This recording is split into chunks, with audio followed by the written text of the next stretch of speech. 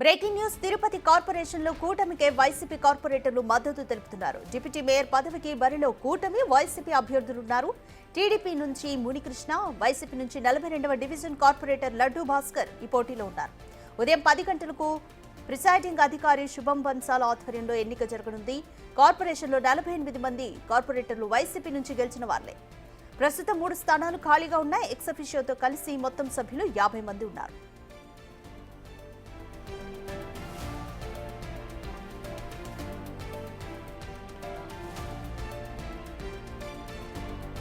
ఎన్నికల్లో విజయం కోసం కూటమి పార్టీలు పట్టు నిలుపుకునేందుకు వైసీపీ సర్వశక్తులు ఒడ్డుతున్నాయి. విజయానికి అవసరమైన సంఖ్యాబలం ఉండడంతో తమ విజయం ఖాయమన్న ధీమాను వైసీపీ నేతలు వ్యక్తం చేస్తున్నారు. డిప్యూటీ మేయర్ పదవి దక్కించుకునేందుకు తిరుపతి మినహా రాష్ట్రంలో మరెక్కడా ఫ్యాన్ పార్టీకి అనువైన వాతావరణం లేకపోవడంతో ఆ పార్టీ నేతలు తిరుపతిపై దృష్టి సారించారు. సాధారణ ఎన్నికల సమయం నుంచి రెబల్స్ బెడద ఎదుర్కొంటున్న వైసీపీకి డిప్యూటీ మేయర్ ఎన్నికపై ఆ ప్రభావం పడనుంది.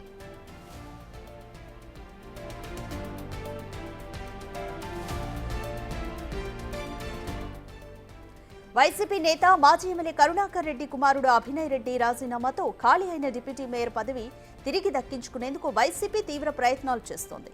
డిప్యూటీ మేయర్ పదవి తిరిగి పొందాలంటే కనీసం 26 మంది కార్పొరేటర్లు, ఎక్స్ అఫీషియో సభ్యుల మద్దతు అవసరం ఉంది.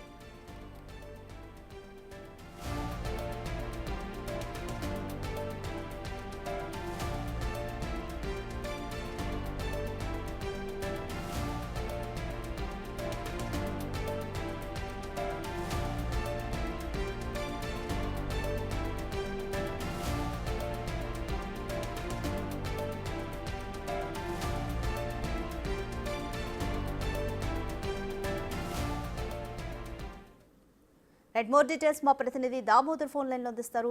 దామోదర్, మాజీ ఎమ్మెల్యే కరుణాకర్ రెడ్డి కుమారుడు అభినయ్ రెడ్డి రాజీనామాతో డిప్యూటీ మేయర్ పదవి ఖాళీ అయింది. దీనికి వైసీపీ టీడీపీ మధ్య పోటీ ఏ విధంగా ఉంది?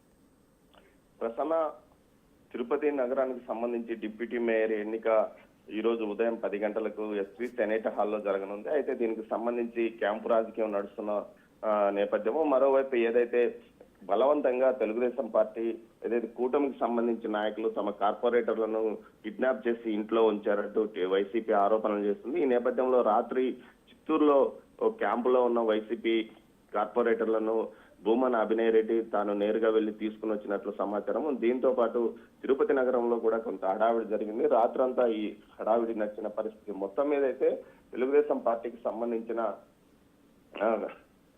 కూటమికి సంబంధించిన అభ్యర్థి విజయం సాధిస్తాడని టీడీపీ ఏదైతే ఇటు కూటమి శ్రేణులు, అదేవిధంగా స్థానిక ఎమ్మెల్యే ఆర్ఎన్ శ్రీనివాసుల చెప్తుండగా ఎట్టి పరిస్థితుల్లోనూ తాము మాత్రం ఇక్కడ తమ కూటమి ఏదైతే వైసీపీ తాను కోల్పోయిన డిప్యూటీ మేయర్ స్థానాన్ని తిరిగి తాము పొందుతామని చెప్తున్నారు. మొత్తం మీద ఈ వ్యవహారం పూర్తిగా రాత్రంతా అటు ఇరు వర్గాల మధ్య హడావిడి మధ్య నడిచిందని చెప్పవచ్చు. అయితే కొంతమంది కూటమి క్యాంపులో ఉన్న వైసీపీ కార్పొరేటర్లను రాత్రికి రాత్రి అభినయ్ రెడ్డితో పాటు అతని టీం వెళ్లి తీసుకొచ్చినట్టు తెలుస్తుంది. మొత్తం మీద అయితే ఇటు ఎవరు గెలుస్తారన్నది ప్రస్తుతానికి టెన్షన్ గా ఉన్నా మెజార్టీ ఓటర్లు తమ వైపు ఉన్నారంటూ కూటమి అంటుంది. మరోవైపు తాము ఎట్టి పరిస్థితుల్లోనూ ఈ సీటును వదులుకునే పరిస్థితి లేదని చెప్తున్నారు.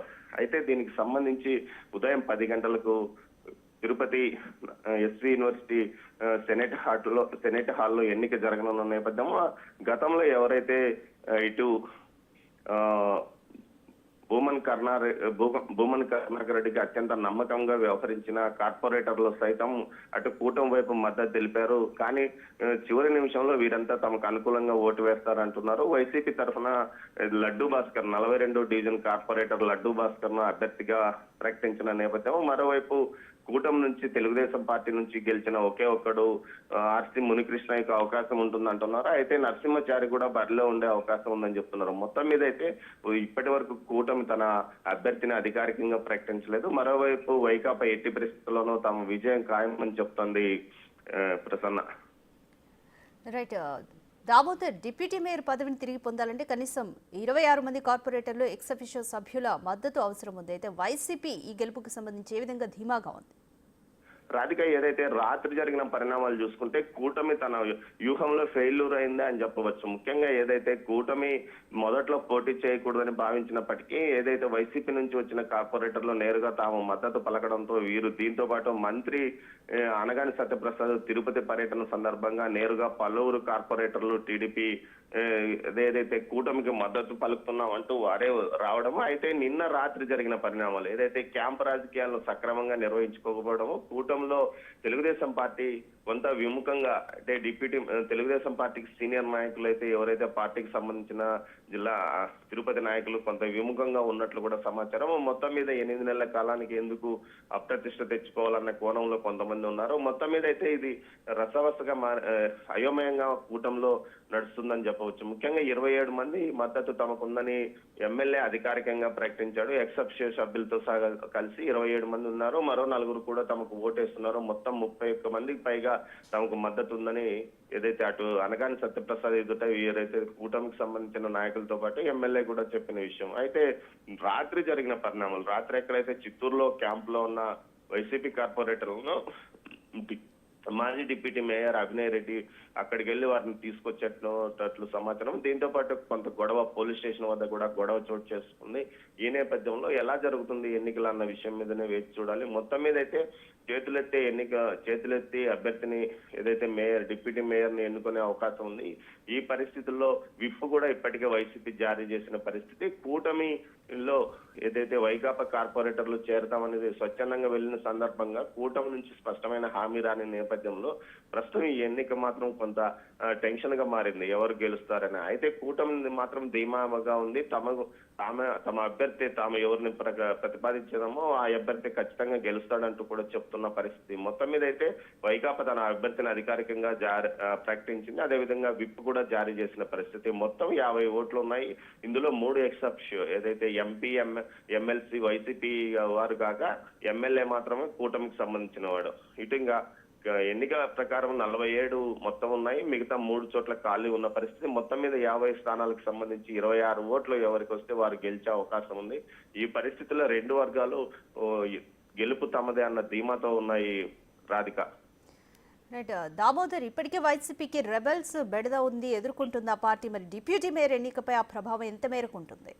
ఖచ్చితంగా డిప్యూటీ మేయర్ ఎంపిక విషయంలో ముఖ్యంగా ఏదైతే వైకాపాలో ఉన్న కీలక కార్పొరేటర్లంతా కూటమికి మద్దతు పలకడానికి రావడము, డిప్యూటీ మేయర్ 1 ముద్రనారాయణ అదేవిధంగా అతని సహచరులు కూడా ఇప్పటికే కూటమికి తాము బేషరతుగా మద్దతు పలుకుతున్నామని చెప్పడం. ఎన్నికల ముందు ఎన్నికల తర్వాత ఏదైతే శాసనసభ ఎన్నికల ముందు తర్వాత అన్నారామచంద్రయ్య వర్గంతో పాటు మరికొంతమంది మొత్తం 11 మంది అప్పట్లోనే ఇటు జనసేన టీడీపీలో చేరిపోయిన పరిస్థితి. దీంతో పాటు మరికొంతమంది అసంతృప్తిగా ఉన్నారు. సిద్ధారెడ్డి వర్గంతో పాటు కీలకంగా నేతలు ఎవరైతే గతంలో భూమన్ కరుణాకర్ రెడ్డికి అత్యంత కీలకంగా నమ్మకస్తులుగా వ్యవహరించిన నేతలంతా ఒక్కసారిగా ఇటు కూటమి వైపు రావడం కూడా కొంత కలకలం రేగిందని చెప్పొచ్చు. అయితే తమకు మెజార్టీ ఉందని ఇప్పటికీ ఏదైతే